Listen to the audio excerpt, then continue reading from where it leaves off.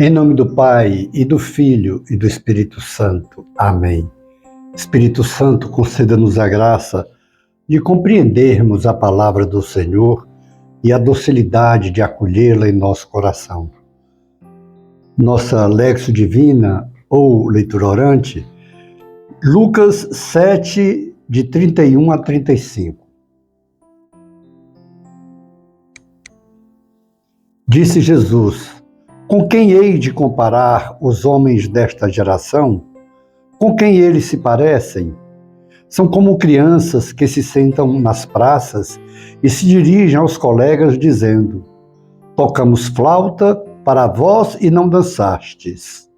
Fizemos lamentações e não chorastes. Pois veio João Batista, que não comia pão nem bebia vinho, e vós dissestes: ele está com um demônio. Veio o Filho do Homem, que come e bebe, e vós dizeis: ele é um comilão e beberrão, amigo dos publicanos e dos pecadores. Mas a sabedoria foi justificada por todos os seus filhos. Palavra da salvação. Glória a vós, Senhor. Por esse texto de hoje, nós vimos como os verdadeiros profetas, eles sofrem muitos impedimentos, eles sofrem muitos ataques, muitas acusações, como são rejeitados. Porque o verdadeiro profeta, aquele que vem falar em nome de Deus, ele normalmente, ele contraria muito as pessoas, de maneira especial. Nós estamos falando de 2000 anos atrás, quando os escribas, os doutores da lei, os mestres da lei, eles eram os responsáveis por fazer uma leitura atenta dos sinais de Deus e acolher esses sinais. E nós sabemos que quantos profetas Deus mandou para a conversão do seu povo. E na maioria deles, os verdadeiros profetas não foram aceitos e, pelo contrário, foram perseguidos e mortos. Jesus, aqui, quando ele fala, ele está se referindo a João Batista e a ele, que eram duas pessoas com comportamentos bem diferentes. João Batista, justamente por ser o precursor.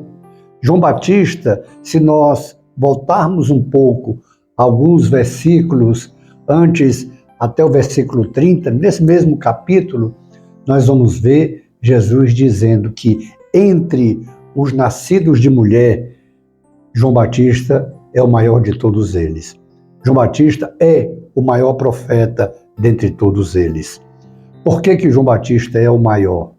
Porque todos os outros profetas, eles tinham a missão de anunciar que o Messias viria. João Batista, ele tem a graça de apontar para o Messias, de identificar o Messias.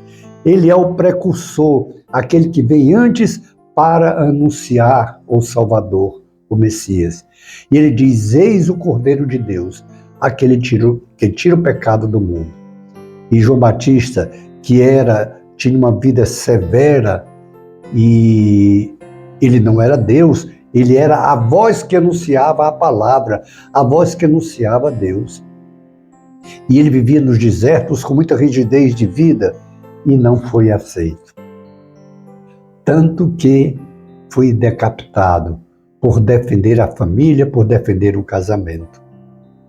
Herodes o manda decapitar, porque Herodíades, que era sua cunhada e que ele toma por mulher, e por criticar e por tentar livrá-los daquele pecado de adultério, ele é preso e morto, decapitado. E Jesus vem dizer agora, e vem também o Filho do Homem, que é amigo dos publicanos e dos pecadores, e é rejeitado também. E ele é chamado de comilão e beberrão, porque Jesus aceita o convite de ir na casa dos pecadores. O que é que nós vimos com esse texto? que Jesus veio para salvar. Jesus não veio para julgar nem condenar. E quando ele procura os publicanos, que são tidos publicamente como pecadores, são rejeitados pelo seu próprio povo, porque eles eram cobradores de impostos deles para Roma, então era detestado pelo seu próprio povo, eram tidos como traidores e muitos deles desonestos. É tanto que aquele encontro de Jesus com um publicano desse, que foi Zaqueu, quando Jesus está na casa de Zaqueu, Zaqueu declara que ele é corrupto, como a maioria dos publicanos. E ele diz: a quem eu defraudei, eu vou devolver 4 vezes mais. Por quê?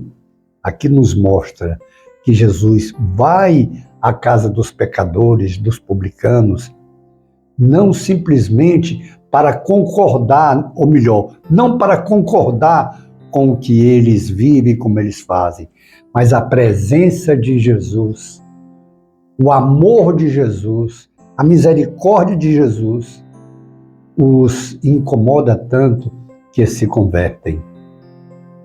Entre os apóstolos de Jesus tinha um publicano, Mateus, que quando do chamado de Jesus, ele abandona tudo e vai seguir a Jesus e se torna um dos apóstolos e também um dos evangelistas. Ele, aquele que conviveu durante 3 anos com Jesus, ele deixa relatado toda a pregação de Jesus, as ações de Jesus. É graça nossa.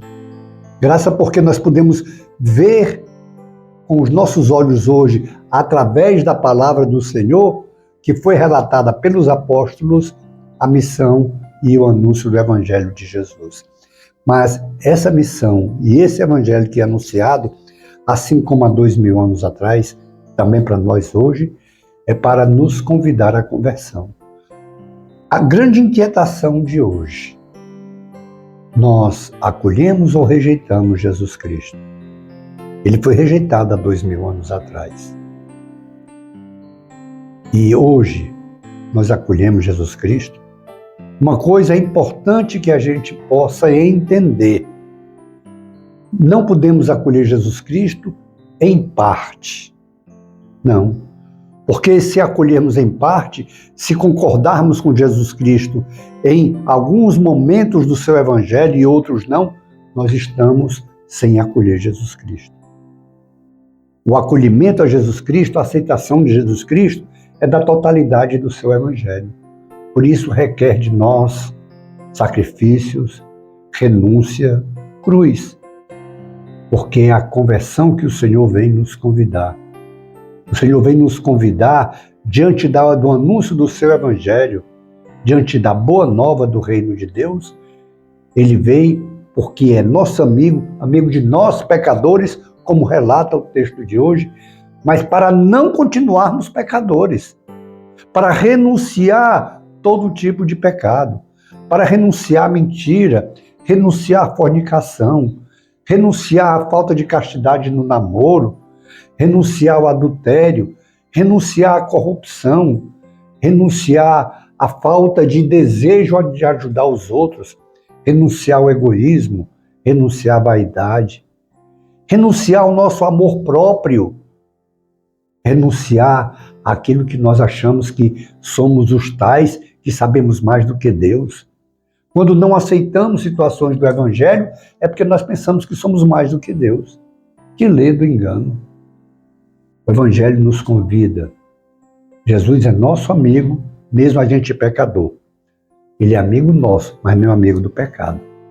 Portanto, temos que renunciar a todo pecado para que, assim, possamos ser convertidos no anúncio do Evangelho que o Senhor nos traz.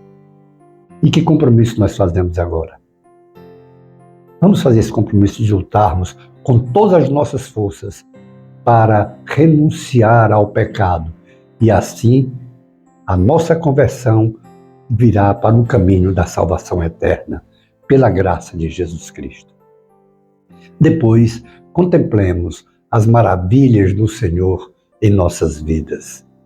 Glória ao Pai, e ao Filho e ao Espírito Santo, como era no princípio, agora e sempre. Amém. E pela intercessão de Maria Santíssima, nossa Mãe, de São José, de Francisco, Teresinha e João Paulo II, e do santo da sua devoção, abençoe-nos o Deus Todo-Poderoso, o Pai e o Filho e o Espírito Santo. Amém. Face de Cristo, resplandecei em nós.